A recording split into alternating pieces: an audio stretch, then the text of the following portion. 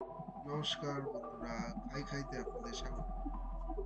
আজকে আমরা দেখিয়ে দেব কিভাবে সহজ পদ্ধতিতে চিকেনের ঝোল আমরা রান্না করে থাকি। এটি খুব সুস্বাস্থ্যকর এবং সুস্বাদু। প্রথমে চিকেনটা ভালো করে ধুয়ে তার মধ্যে লবণ, হলুদ, জিরে, শুকনো লঙ্কা গুঁড়ো আর ধনে গুঁড়ো আমরা দিয়ে দিলাম পরিমাণ মতো। ভালো করে ধুয়ে নেওয়ার পর চিকেনটা সব গুঁড়ো মশলা দিয়ে আমরা ভালো করে মিশিয়ে নেব।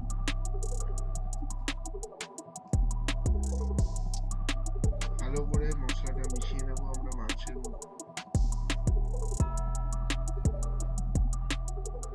এবার আমরা কুচো পেঁয়াজ দিয়ে দিচ্ছি এর মধ্যে, দিয়ে মেখে নেব।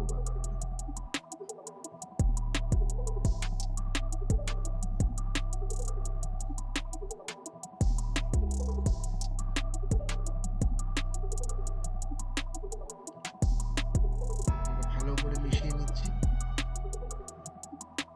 এবার পরিমাণ মতন সরিষার তেল আমরা মিশিয়ে নেব ম্যারিনেট করার সময়।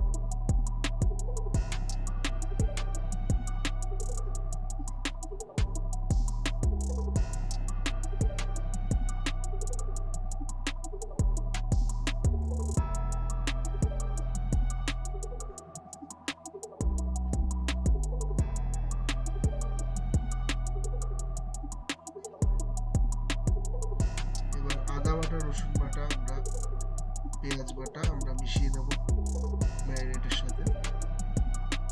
ভালো করে আমরা এটাকেও মেখে নেব।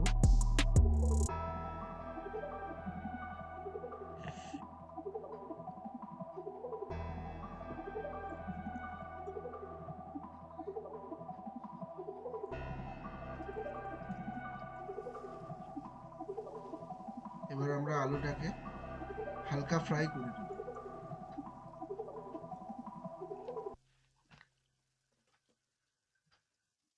এই রান্নাটিতে ম্যারিনেটটাই আসবে।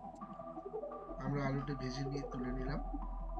এবার কড়াইতে আমরা তেলটা গরম হয়ে যাওয়ার পর আমরা দিয়ে দেবো গরম মশলা, তেজপাতা, শুকনো লঙ্কা।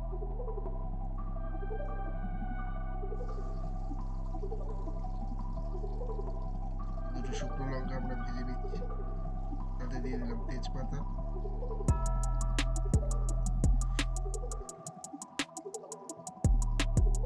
এবার গোটা গরম মশলা আমরা দিয়ে দিচ্ছি।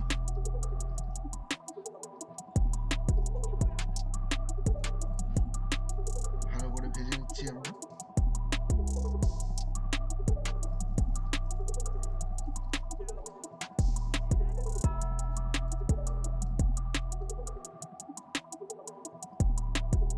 এবার আমরা দিয়ে দেবো তাতে পেঁয়াজ।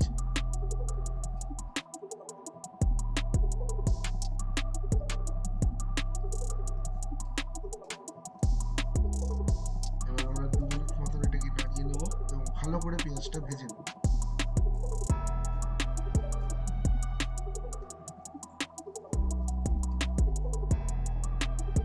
এবার আমরা দিয়ে দেবো টমেটো কুচি, হালকা লবণ,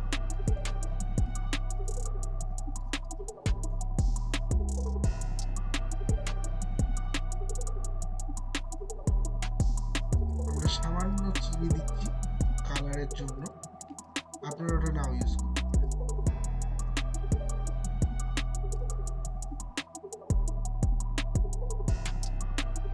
এবার আমরা মাংসটা দিয়ে দেবো কড়াই।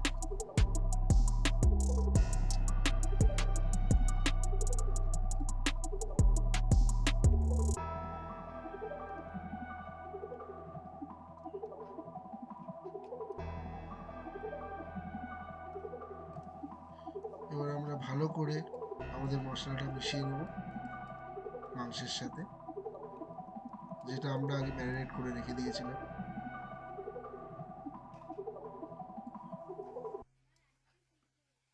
এবার মিনিট 10 মতন এটাকে আমরা নাড়িয়ে নেব কড়াইতে।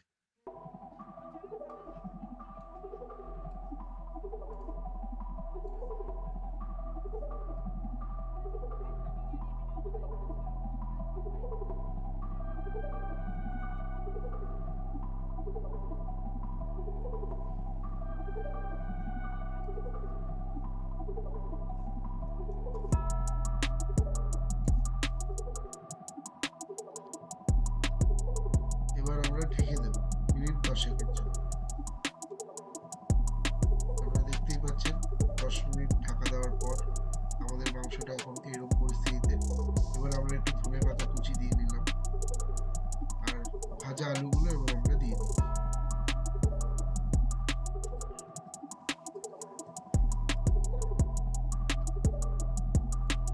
ভালো করে সবগুলো এবার মিশিয়ে নেব। এবার আমরা দিয়ে দিচ্ছি গরম জল, একটু গরম মশলা দিয়ে দিচ্ছি,